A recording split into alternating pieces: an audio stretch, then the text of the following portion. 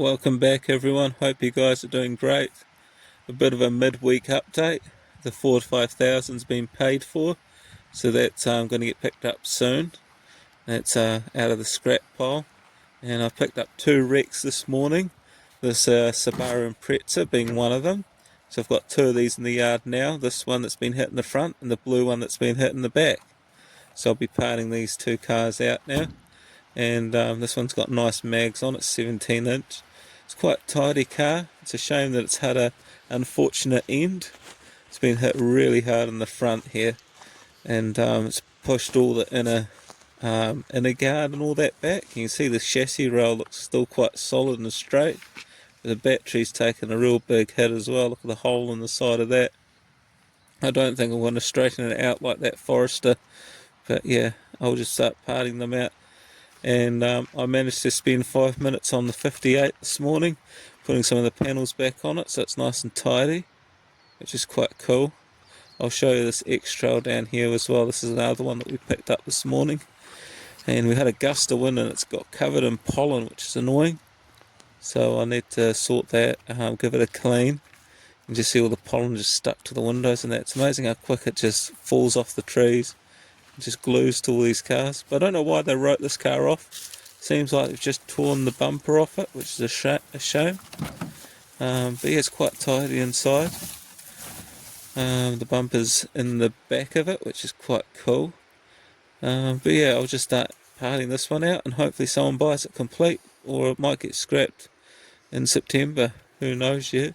I've got to go and get some Land Rover Discovery wheels off for a guy who needs. And you join me back on this Land Rover Discovery. It's a 96 V8 ES model, I believe. And I've just got to get these wheels off for a customer that's running Land Rover hubs on a trailer. It's a bit like the Volkswagen tow rags that I've had in the past. They've got these fancy dress-up caps over the wheel nuts, and they're just a pain to come off. Someone's already been here. As you can see, there's 2 caps missing, which is annoying. So if they took the 2 caps off, they should have took that one off too. You know what I mean? It just seems like a half-assed job. I normally like to take the caps off on all Discoveries I get if I'm running them daily, because if you're on the side of the road, you don't want to be doing this. It's just an absolute pain, and they don't look that ugly anyway, the steel nuts. But this is how I'm getting them off. I'm just hammering this AF socket on. I've rated this out of the comma toolbox. It's just something that fits. Every time I do this, it's a different size socket, which is interesting. Sometimes it's a Whitworth, sometimes it's an Imperial. And then I use this breaker bar just to crack it, and then hopefully when it's cracked I can just wiggle it loose.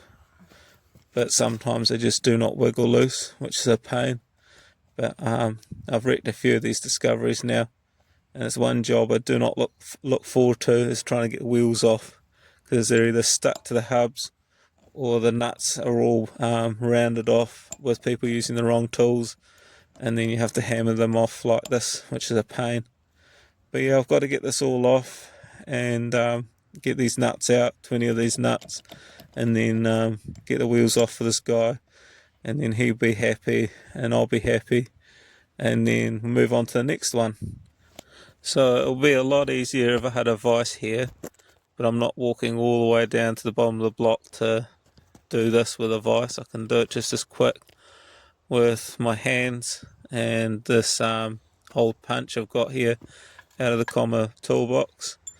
And if I put it in one end, it's actually probably better doing it the other way, so it gets more footprint on the wheel nut, and then just hammer it out so it comes out of the socket, because when you do this, unfortunately, sometimes the nuts get stuck inside the socket. And then once these are out, I'll put these nuts aside and I'll grind the caps off, and then I'll have a nice set of steel nuts for a Discovery. So if I get another Discovery, I've got a set of nuts to just go straight on. And it's getting late in the day now, so I've got a guy that wants to come and view this old bomb, so hopefully I can sell this Toyota tonight and move on to the next car. Thanks for watching, guys. Do appreciate it.